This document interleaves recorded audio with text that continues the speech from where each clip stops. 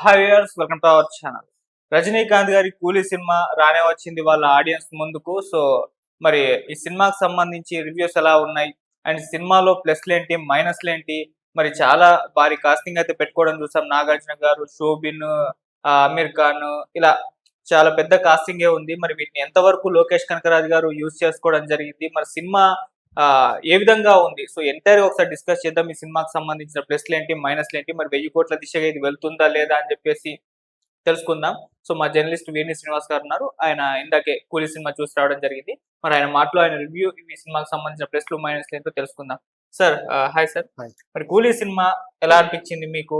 బయట టాక్ ఏ విధంగా ఉంది? మీ ఒపీనియన్ ఏంటి ఈ సినిమా పైన? అంటే ఈ చాలా భారీ అంచనాలతో వచ్చింది పూరి. అవును.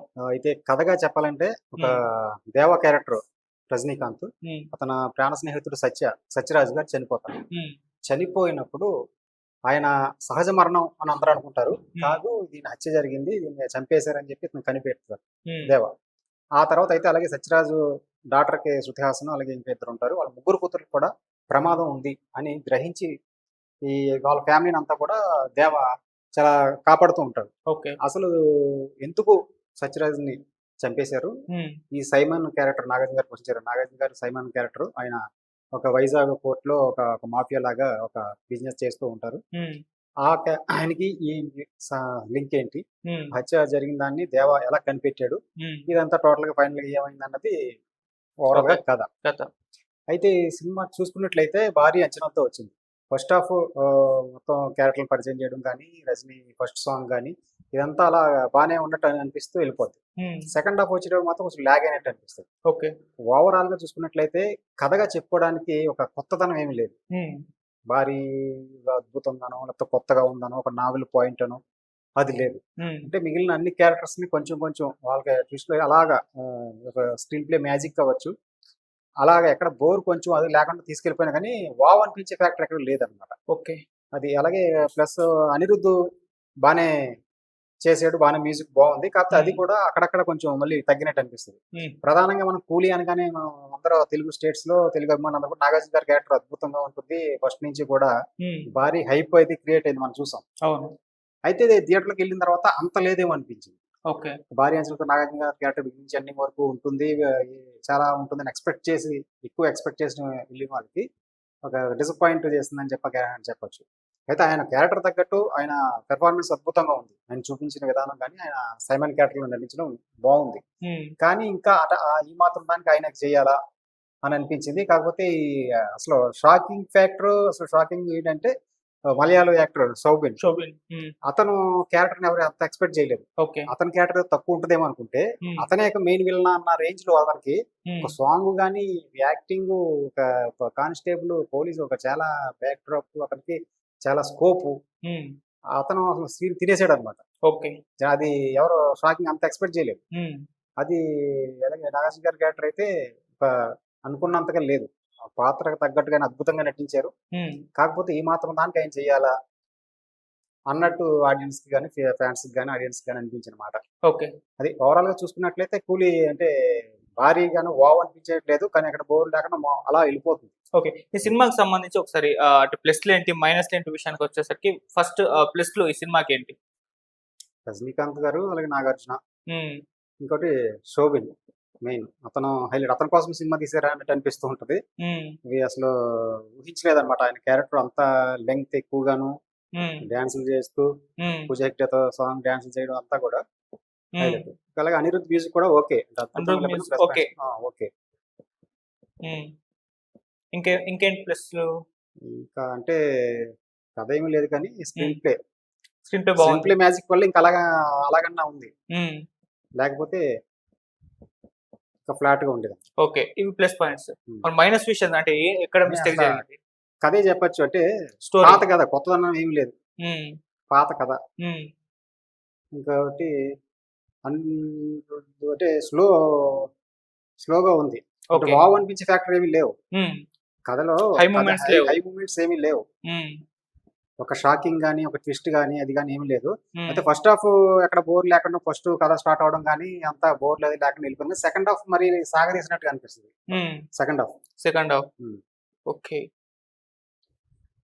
అలాగే ప్లస్ పాయింట్స్ మనం శృతి హాసన్ రాసుకోవచ్చు. అంటే శృతి హాసన్. శృతి హాసన్ ఉమ్, క్యారెక్టర్ తగ్గట్టుగా బిగినింగ్ నుంచి అన్ని వరకు ఉంటూ ఆ క్యారెక్టర్ తగ్గట్టు ఉమ్, ఒక ఎమోషనల్ క్యారెక్టర్ పెర్ఫార్మెన్స్ బాగా చేసింది. ఉమ్. అయితే కథలో మైనస్ లో మనం ఎమోషనల్ కనెక్ట్ కూడా రాసుకోవచ్చు. ఓకే. ఎమోషనల్ లేదు. ఎమోషనల్ లేదు, అది మిస్ ఉమ్, అయింది. అంటే ఆడియన్ కి వాళ్ళు ఎమోషనల్ గా కొన్ని ఏదో అంటది అనుకున్నారు కానీ ఉమ్, ఆడియన్ కనెక్ట్ అయ్యేటట్టుగా ఉమ్. ఎమోషనల్ కనెక్ట్ చేయలేకపోయింది. ఓకే. అంటే థియేటర్ లో ఆడియన్స్ ని ఒక ఎమోషనలైజ్ చేయడంలో ఉమ్, లోకేష్ అంతగా మెప్పించలేకపోయాడని చెప్పొచ్చు. ఓకే. అంటే భారీ అంచనాలు ఎక్కువ పెట్టుకోవడం వల్ల హైప్ ఎక్కువ క్రియేట్ అవడం వల్ల అంటే ఓకే. భాషా సినిమానే తిప్పి అటు తిప్పి ఇటు తిప్పి మళ్ళీ ఉమ్. ఏదో చేసే ప్రయత్నం అయితే చేసాడు. ఓకే. హై ఎక్స్పెక్టేషన్స్ కూడా ఈ సినిమాకి మైనస్ అనుకోవచ్చు. అంటే అంత ఎక్స్పెక్ట్ చేసి ఆ. పెట్టుకున్నారు. అవును. సో అది ఒక్కసారిగా ఏమన్నా బెడిసి కొట్టింది అనుకోవచ్చా? అది అంతే. అలాగే ఉపేంద్ర క్యారెక్టర్ సెకండ్ హాఫ్ లో వస్తుంది. ఉమ్, ఆయన వరకు ఓకే కానీ ఉపేంద్ర క్యారెక్టర్ అలాగే అమీర్ ఖాన్ క్యారెక్టర్ ఉమ్, ఇద్దరిని మాత్రం బాగా చూపించారు. ఉమ్, నిజంగా చెప్పాలంటే ఇంకా నాగార్జున గారి క్యారెక్టర్ కన్నా ఉమ్, ఉపేంద్ర ఆయనతో రజనీకాంత్ గారితో కలిసి ఫైట్ చేసే సీను, ఉమ్, అలా క్లైమాక్స్ లో అమీర్ ఖాన్ ఉమ్. ఆ రెండు కూడా క్యారెక్టర్స్ కూడా బాగానే ఉన్నాయి. ఓకే. సో ఓవరాల్ గా ఈ సినిమాకి కర్త కర్మ క్రియ ఎవరు అని అంటే మనం లోకేష్ లోకేష్ కనకరాజు కనకరాజు. గారని చెప్తాం. మరి ఆయన మీద ఎక్స్పెక్టేషన్స్ చాలా ఉన్నాయి. ఉమ్. ఆయనకే సపరేట్ ఫ్యాన్ బేస్ ఉంది. అంటే ఆయన అవును. సినిమా ఫిల్మోగ్రఫీకి ఒక సపరేట్ ఫ్యాన్ బేస్ ఉంది. అవును. ఆయన సినిమాలు బాధిస్తారని చెప్పు. ఇప్పుడు లోకేష్ కనకరాజు గారి విషయంలో ప్లస్ వేసుకోవచ్చా, మైనస్ వేసుకోవచ్చా? ఎందుకంటే ఆ సినిమా విషయంలో ఏది జరిగినా ఆయన కాబట్టి మరి ఆ సినిమాకి సంబంధించి లోకేష్ కనకరాజుని ఎక్కడ యాడ్ చేయమంటారు?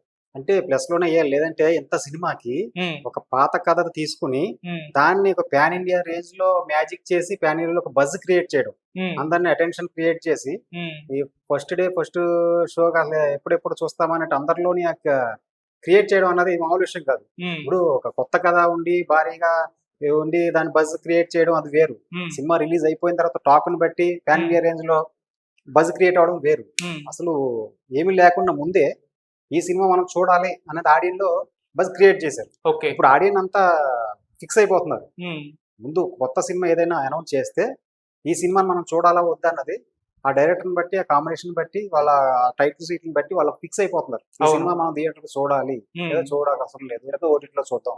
అవును. అలాగే అందరిలో ఉమ్, నాట్ ఓన్లీ ఒక తమిళనాడు అని కాకుండా Hmm. తెలుగు, తమిళ, మలయాళం, కన్నడం, ఇండియా, అలాగే మొత్తం ఓవర్సీస్ ఇలాగా ఉమ్, మొత్తం సినిమా అభిమానులందరికీ కూడా ఈ సినిమా మనం చూడాలి అనేలాగా బజ్ క్రియేట్ చేశాడంటే కర్త కర్మకుడు లోకేష్ లోకేష్ కనకరాజు. ఆయన వల్లే రజనీకాంత్ గారి కాంబినేషన్ వల్లే ఇంత హైప్ క్రియేట్ అయింది సినిమాకి. అవును అవును. కాకపోతే ఆ అంటే ఎక్స్పెక్టేషన్స్. కథ మళ్ళీ ఇక్కడ కథ ట్రైలర్ లో కానీ ఇది కానీ ఒక భాషను పోలి ఉంటుంది అది అనుకున్నట్టే, అలా ఆ పాత కథనే తీసుకున్నా అలాగా తీయడం కూడా నిజంగా. ఇప్పుడు ఇందులో నాగార్జున గారు కానీ, ఉపేంద్ర కానీ, అమీర్ ఖాన్ వీళ్ళు లేకుండా కథను ఊహిస్తే ఇంక అసలు ఓకే. ఇంకా నీరసంగా ఉంటది. ఇంక వీళ్ళు ఉన్నారు కాబట్టి ఏదన్నా అలాగా ఉంది, కానీ వీళ్ళు లేకపోతే అసలు అది కూడా ఉండదు అనమాట. ఆ బజ్ కానీ కథలో అటెన్షన్ లో థియేటర్ లో కానీ ఉండదు. ఓకే. అది మొత్తానికైతే కూలీ భారీ హైప్ కూడా ఒక మైనస్ అని చెప్పొచ్చు. హైప్ క్రియేట్ అవడం వల్ల ఆ అంచనాలని అనుకున్నంత రేంజ్ లో అందుకోలేకపోయింది. కానీ కలెక్షన్లు మాత్రం ఫ్యాన్స్, రజనీ ఫ్యాన్స్ కి ఒక పండగ లాంటి cinema. Okay.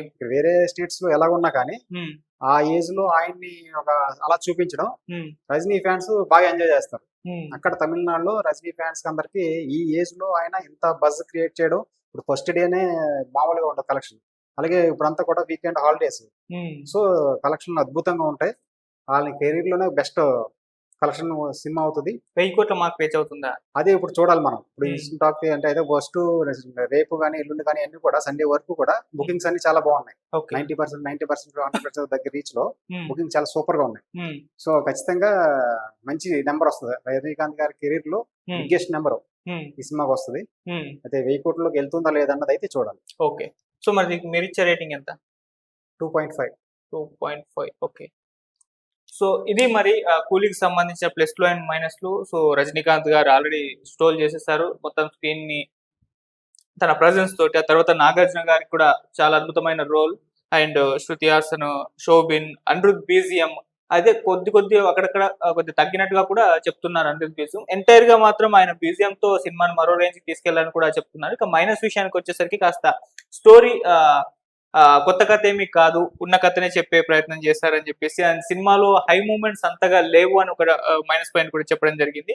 And second half అంటే ఫస్ట్ హాఫ్ చాలా బాగుంది, సెకండ్ హాఫ్ కాస్త స్లో అయిపోయింది, స్టోరీ నుంచి పక్కదో పట్టింది అన్నట్టుగా కూడా మాట్లాడుతున్నారు. సో ఇక ఎమోషనల్ కనెక్టివిటీ లేకపోవడం, మళ్ళీ సినిమా మీద ఏర్పడిన హై ఎక్స్పెక్టేషన్స్ కూడా, అంటే మనం ఎప్పుడైనా సినిమా మీద ఒక హై ఎక్స్పెక్టేషన్స్ పెట్టుకొని థియేటర్కి వెళ్ళినప్పుడు సో ఎక్స్పెక్టేషన్స్ రీచ్ కాకపోతే సినిమా డల్ గానే ఉందన్న ఒక ఇది వస్తుంది. సో అదే ఈ సినిమా విషయంలో కూడా జరిగిందని చెప్తున్నారు. సో అందుకే ఎక్స్పెక్టేషన్స్ పెట్టుకోకుండా నార్మల్ గా వెళ్ళండి, ఖచ్చితంగా ఎంజాయ్ చేస్తారు. సో ఇక ఈ సినిమాకు లోకేష్ కనకరాజు గారు కర్త కర్మ క్రియ, ఆయనకు ఉన్న సపరేట్ ఫ్యాన్ బేస్ మనకు తెలిసిందే. మరి ఆయన సినిమా అయితే చాలా అద్భుతంగా తీసుకెళ్ళినట్టుగానే చెప్తున్నారు. కాకపోతే కొన్ని మైనస్ పాయింట్స్ వల్ల ఈ సినిమాకి ఇప్పుడు ఇటువంటి టాక్ అయితే రావడం చూస్తాం. సో ఏదేమైనా ఇది ఎంటర్టైన్ చేస్తుంది. ఓల్డ్ రజనీకాంత్ గారిని జైలర్ సినిమాలో ఎలా చూస్తామో అలా మాత్రం చూడొచ్చని చెప్తున్నారు. అండ్ రజనీకాంత్ మన నాగార్జున గారి కొత్త రోల్ కాబట్టి ఒకసారి ఖచ్చితంగా థియేటర్కి వెళ్ళి చూడాల్సిన సినిమా. సో మా వీర్ని గారు అయితే 2.5 రేటింగ్ ఇచ్చారు. సో ఒకసారి మీరు కూడా ఎక్స్పెక్టేషన్స్ లేకుండా సినిమాకి వెళ్ళైతే చూడండి, ఖచ్చితంగా ఎంజాయ్ చేస్తారు. Thank you so much.